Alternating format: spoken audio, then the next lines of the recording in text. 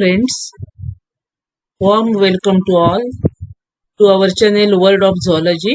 We'll consider next point from the unit biodiversity, and that is nothing but threats to biodiversity. We'll consider same in our today's lecture in part 4. Causes for biodiversity loss. If we consider, the first is habitat loss. Various habitats such as forests, grassland, deserts, river, lakes, ponds, estuaries, and sea provide shelter, food, etc. to wildlife. But the human activities destroy such habitats and become main cause for threats to biodiversity. Loss of habitat is generally contributed by following two factors. One, that is deforestation, and second, that is pollution. First, that is deforestation, we'll consider first. The rate of deforestation is increased day by day due to procurement of the timber, fire, then wood, etc. have been used by the human being for their daily use, and forests are the ideal places for wild organisms to live. Development of the transportation routes in the form of roads, rail tracks, along with the establishment of industrial zones and construction of residential sites for human settlement brings about deforestation as well as extinction of several species of animals and plants on large scale. Satellite studies have documented that there is a decline in forest area at the rate of 2% annually, and that leads to deforestation. If this rate persists, the tropical forest will reduce to 10 to 25% of their original size and extended by the late 21st century. Habitat fragmentation is another aspect of habitat loss. Fragmentation means the habitat is converted into small pieces. It is nothing but reduction of habitat into smaller and scattered patches. According to one study, tropical forests harbor at least 50% of the world's biodiversity. Some species of animals, for example, tiger, elephant, bear, require large territories for their survival. Such species of the birds require deep forests for successful reproduction, but because of the insufficient habitat, they could not survive. Any species that required large home range, such as grizzly bear, will not survive if the area which is too small. Fragmentation divides larger population into very smaller and isolated groups. Environmental fluctuation, diseases, and other change factors make such small groups highly vulnerable to extinction. Air, water and soil pollution, that is the second factor which is responsible, nothing but the pollution, which are becoming more and more severe and rapidly advancing technological era, that is in the today's world. Obnoxious gases and toxic chemicals released into the surrounding bring about physiological changes in wild animals. Industrial effluents, domestic waste, agrochemicals, etc. are being released into various water bodies to bring about gross pollution. Toxic chemicals in aquatic medium retard fecundity as well as physical performance in most of the sensitive animals. Here, you know that the fecundity means egg-laying capacity of the individual. This leads to gradual shrinkage in their population, pushing them to extinction. Aquatic bodies serve as the ideal habitat for thousands of species, but on receiving pollutants, they become unfit for their survival. Due to heavy metals pollution, soil microbes have been destroyed in many areas, and this has adversely affected the growth of the plants. In recent past, acid rain has killed thousands of organisms in lakes and pools of the North America and has made this ecosystem virtually lifeless. The greenhouse gases like CO2, N2O, CH4, that is methane, and other are gradually increasing in atmosphere due to human activities, leading to global warming. Due to increase in atmospheric temperature, thermosensitive species are being put under stress or pressure, prompting decline in their number. According to one study, there will be increase in the temperature of the globe by 1 degree Celsius to 3 degrees Celsius during next century. Due to such increase in the temperature, sea level will increase by 1 to 2 meters, thereby submerging the flora and fauna of low-lying areas along the coastal line. It clearly indicates that natural habitat of coastal flora and fauna will be submerged underwater and lost permanently. Recent issues on biodiversity. First one, that is some 75% of the genetic diversity of crop plants been lost in the past century.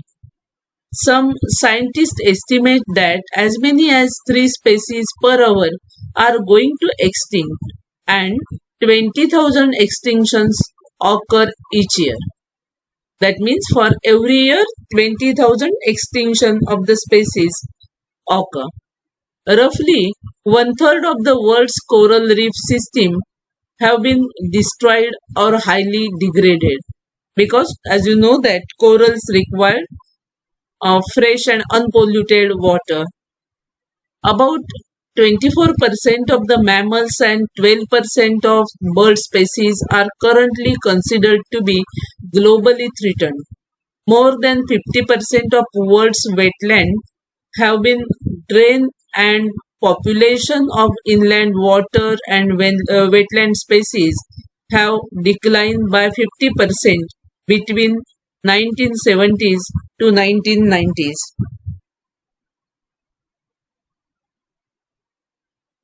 Now we'll consider one by one the threats to biodiversity, that is narrow geographical area, that is also one of the threats. Next one, low population, low breeding rate, that is low rate in the fecundity, which is the factor previously considered. Then natural disaster, that also cause threat to biodiversity. Beside these natural causes, we'll consider the anthropogenic causes, that is man-made causes. Habitat destruction, which is one of them. Then habitat modification, over-exploitation of the selected species, innovation by exotic species, and that is introduction of the new unrelated species that forms crowding in the previous area. Habitat destruction that leads to the reduction in the territory of the animal, and that result in the man-wildlife conflict. Then pollution, hunting, poaching, global warming, and climatic change, which is the ultimate effect of that. Agriculture, domino effect means the effect or the situation in which one event causes a series of related events. That is one event following another. The domino effect states that when you make a change in one, it will activate a chain of reaction and causes a shift in the related things or in the related effects in the nature. Here the pollution is shown, that result in the formation of the smog, then global warming, poaching, and agricultural changes, that is monoculture, that leads to destruction of several species. Now here the another picture is shown, where the in 1980s the biodiversity or the plant species are tall and the human being is a smaller one, In the next, that is during 2000, the man size of the man is increased. That means there is increase in the population, and that results in the destruction of the plants, and size is shown smaller. Even in 2020, the size of the plants, that is the various plants and animal species, is smaller compared with the man, that is shown in as a larger one. Then the deforestation, which is shown, the various agricultural activities are also shown. Then the transportation facilities that lead to the fragmentation, then fire which is produced, then that deforestation which is shown, grazing activities that leads to again deforestation and loss of species. All these diagrams are indicators of the loss of habitat, and that affects the biodiversity of the animal, and that ultimately results in the restriction on the area, what we term it as a corridor for the animals, which are larger size or which requires more area, and resulting in the man wildlife conflict. The interaction between wild animals and people have become routine in present day. Such interaction has led to some negative impact on people or on their resources, and also on wild animals, on their habitats or the habitat of the animals. Hence, human wildlife conflict is defined by World Wild Fund, that is WWF, for nature as any interaction between humans and wildlife that results in negative impact on human, social, economic, or cultural life, on the conservation of population, or on the environment, which is the definition given by WWF for nature. It can be defined as another definition, that is, it can be defined as any interaction between the wildlife and human which causes harm, whether it's to the human or to the wild animals or the property, that includes buildings, equipments and camps, livestock and the pets of, that is, the animals. On one side, we have well established wildlife territories, and on the another side, human population are exponentially growing. Rising human population try to encroach wildlife territories, and thereby leading to human wildlife conflict in overlapping areas. The conflict may be in the form of loss of life or injury, that is subjected to the threat to the human being and wild animals, or to the both, that is human and wild animals, or degradation of the habitat. Man has started conducting agricultural practices in forest areas by cutting trees and other vegetations. This has tremendously reduced availability of the food sources of the wild animals. Therefore, new resources created by man have always been the areas of the preference for wild animals. Interestingly, the waste and refusals of the human activities attract the wildlife in the vicinity of their habitat, thus leading to unintended conflict.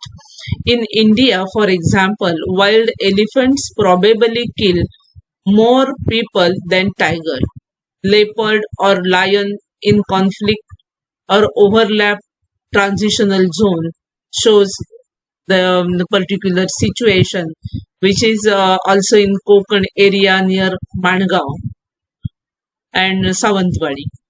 But surprisingly, human conflict involving leopard draws great attention compared to other animals. The carnivores such as tiger, lion, wolves, which have been known for causing large number of human deaths in the past, are mostly restricted in range, and their impact is not as widespread as that of the leopard, only due to development of the national parks and sanctuaries. That is, the number of the human deaths caused are by the attack of the tiger or the leopard are less compared with the other animals such as elephants. But the animals like elephant, leopard, wild dog, monkeys, wild boar, nilgai, bear, sambar, deer, etc. are major animals involved in human-animal conflict in India. They bring about damage to agricultural crops and property and also kill domestic animals and human beings. Changes in agrocropping pattern, declines in prey population, reduction in wildlife habitats and presence of stray dogs and cattle in forest buffer areas are the major reasons for man-wildlife conflict in our country. Such conflicts often results in the following outcomes. These are the outcomes. Number one, wild animals such as leopard, fox, bear, etc. frequently enter residential areas and attack human beings. This may induce injury or death. The ungulated animals severe damage agriculture and fences. Third one, the carnivorous wild animals may bring about predation on domestic livestock. Fourth one, some animals excavate tunnels and thus damage property of the human interest. Birds attempting to construct nests in residential areas because their habitat is lost. Squirrels, bats and other animals live in top story garages etc. of the home and causes damages. Frequent collision between vehicles and wild animal causes loss to both. You may know the example of the large size birds attacking or that causes collision between the aeroplane etc. Thanks for watching this video. If you like the video, do like, share the video for the benefit of the maximum students and subscribe my channel World of Zoology to maximum extent. Thank you once again.